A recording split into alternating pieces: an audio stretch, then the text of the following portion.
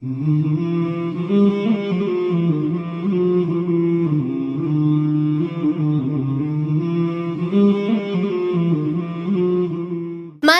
حق و صداقت میں جو کام آتے ہیں، منزل حق و صداقت میں جو کام آتے ہیں، ایسے لوگوں کے ہی تاریخ میں نام آتے ہیں۔ السلام علیکم ورحمۃ اللہ وبرکاتہ۔ سامعین اکرام، میری تقریر کا عنوان ہے مجاہد آزادی ہند مولانا فضل حق حیرآبادی۔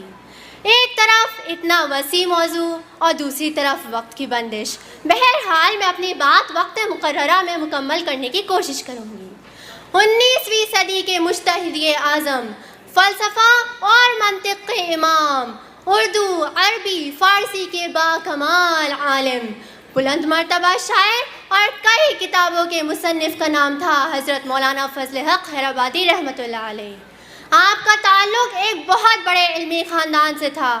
آپ نے 50 سال تک درس و تدریس کا سلسلہ جاری رکھا اور دوسری طرف میدان سیاست میں انگریزوں کے خلاف جہاد میں استعمار کے جبڑے چیرنے میں جو کردار مولانا فضل حق حیرآبادی نے ادا کیا ہے وہ لاجواب ہے۔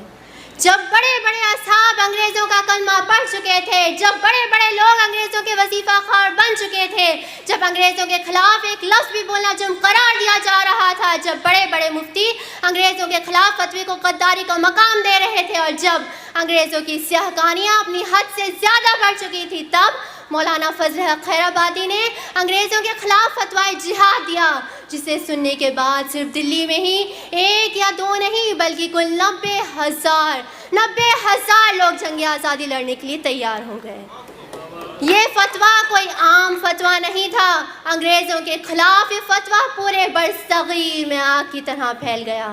اس فتوے کے سلسلے میں جب آپ کی ملاقات کرنا کلارک سے کرائی گئی تو انگریزوں کے خلاف آپ کی نفرت دیکھ کر اس نے آپ کو گھر میں نظر بند کر دیا۔ کچھ وقت بعد آپ پر بغاوت اور کئی دوسرے جھوٹے الزامات لگا کر آپ کو کالے پانی کی سزا دے دی، جو اس وقت انڈمان جزیرے میں رہنے کی سب سے بڑی اور سب سے بری سزا تھی۔ اسارۃ الہندیہ میں مولانا فضل حق حیرآبادی انڈمان جزیرے کی صورتحال بیان کرتے ہوئے لکھتے ہیں کہ یہ ایک ایسی جگہ ہے جہاں سورج ہمیشہ سر پہ رہتا ہے، یہاں کی غذا زقوم سے بھی زیادہ سخت اور پانی سانپوں کے زہر سے بھی زیادہ کڑوا ہے، ہوا بدبودار ہے اور بیماریاں بے شمار۔ سامعین، ایسا محسوس ہوتا ہے کہ ہمارے مجاہد آزادی انگریزوں کے ظلم و ستم کے سامنے کھڑے یہ کہتے رہے کہ ستمگر ادھر آ ہنر آزمائے، ستمگر ادھر آ ہنر آزمائے، تو تیر آزما ہم جگر آزمائیں۔ کچھ 1 سال 8 مہینے اور 20 دن وہاں رہنے کے بعد جب آپ کی حالت بالکل لاغر ہو گئی اور آپ اپنی آخری سانسیں لے رہے تھے، تب ایک انگریزی افسر آپ کے پاس آیا اور بولا کہ تم بس اتنا کہہ دو کہ میں نے جو فتویٰ دیا تھا آج مجھے اس پر افسوس ہے۔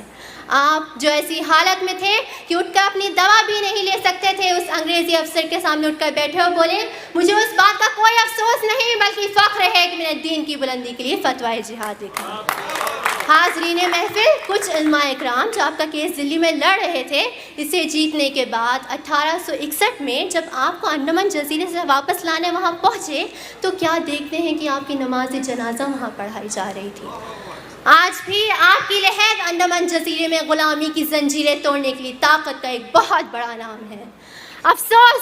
افسوس کہ ہمارے ملک میں ملکی جنگ آزادی میں اپنی جانوں کی قربانیاں دینے والی ایسی کئی بڑی ہستیوں کے ناموں کو فراموش کیا جا رہا ہے اور کیا کچھ نہیں کہا جا رہا۔ جب گلستان کو خون کی ضرورت پڑی تو سب سے پہلے ہماری ہی گردن کٹی، جب گلستان کو خون کی ضرورت پڑی تو سب سے پہلے ہماری ہی گردن کٹی۔